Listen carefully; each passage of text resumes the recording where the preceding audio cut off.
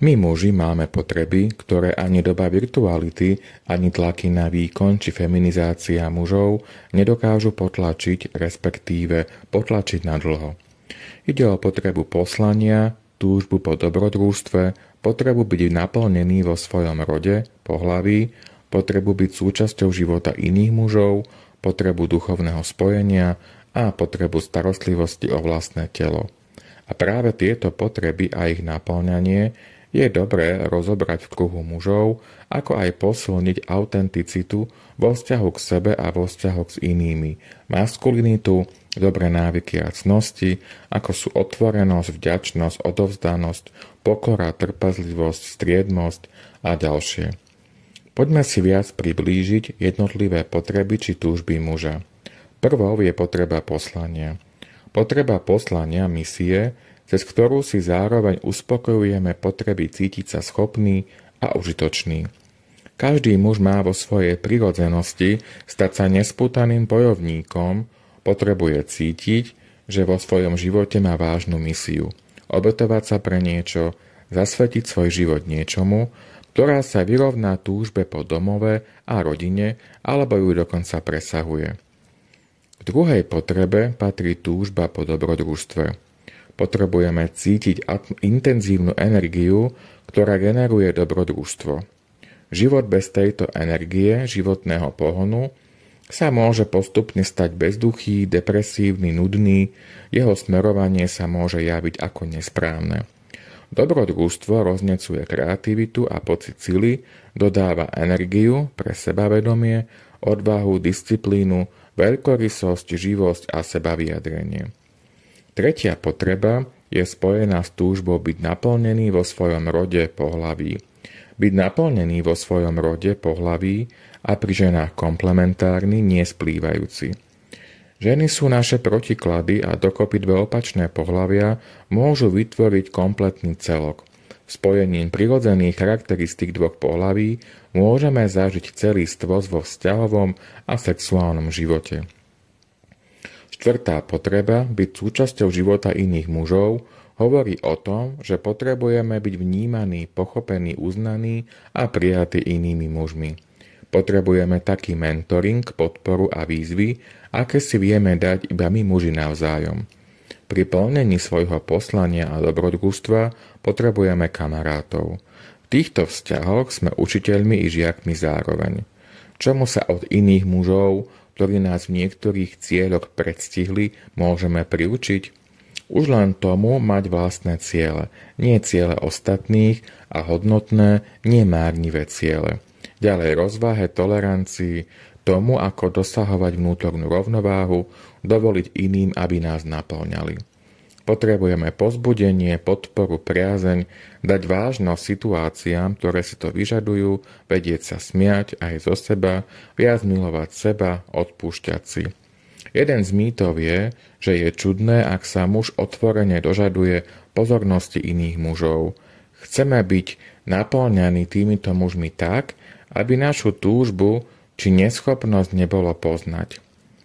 Ak sme ale neboli naplnení prirodzeným spôsobom v dlhodobom procese výchovného formovania, v detstve a počas dospievania, v dospelosti by sme mali dať o sebe vedieť alebo požiadať o pozornosť vhodným spôsobom, bez infantilných prejavov, negativizmu, nátlaku či potreby vlastniť. Nie je to hanba ani prehra. Spiritualita prináša pocit napojenia na niečo väčšie, než je spoliehať sa na vlastné sily a schopnosti. Poskytuje nám pocit komfortu, že nie sme sami, na pleciach ktorých leží ťarcha sveta. Učíme sa pokore, viere, nádeji, láske a odovzdanosti. Spiritualita nás učí presvedčeniu, že život a stvorenie niekam smeruje. Ponúka spôsoby, ako pochopiť utrpenie. Dáva zmysel tomu, čo by sa inak zdalo byť nezmyselné a márne. Naplnenie šiestej potreby starať sa o svoje telo predpokladá zažívanie pozitívneho emocionálneho spojenia s našim telom. To totiž bude určovať, ako dobre sa oň budeme starať. Fyzická kondícia sa dosahuje pomocou vyváženej stravy a cvičenia. Naše psychosomatické ja tiež potrebuje odpočinok, relaxáciu a dotyk. Nesnažíme sa silou mocou podobať ostatným alebo si myslieť, že krásne telo všetko vyrieši. Nevyrieši, pretože hlavný problém tkvie v našej mysli. Mnohí z nás sme na svojej životnej ceste alebo vo svojej úzkosti zranení, alebo sme stratení v sebe či vo svojich vzťahoch, chybujúci, neistí, nesebavedomí, alebo naopak s nízkou úrovňou sebakritiky, mentalizovania, malou ochotou na sebe pracovať, lebo zdanlivo nie je na čom a s prehnane vysokým egom. My všetci sa môžeme vzájomne učiť byť lepší, doplňať sa, posúvať dopredu, umenšovať či zvýrazňovať seba a podporovať sa na ceste.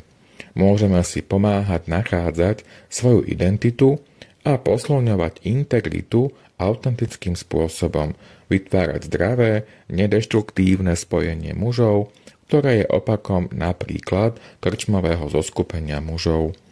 Žiaden muž sa nestane mužom sám od seba, bez intenzívneho, vyžadujúceho, ale aj láskyplného vplyvu ostatných mužov, v intímnom dôvernom kruhu mužov či v spojení s iným mužom.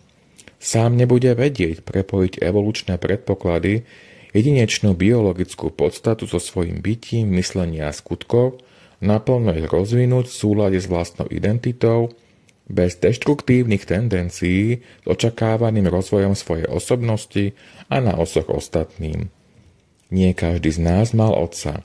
Niektorí sme mali otca, s ktorým sme sa museli nejako uspokojiť a naučiť sa ho mať radi. V extrémnych prípadoch sme my sami museli prevziať zodpovednosť za svojho otca, ešte ako deti či dospievajúci. Možno sme nemali bratov, alebo iní muži rodiny nám boli príliš vzdialení, hoci nás údajne mali radi. Nie každý muž má šťastie mohol byť, je.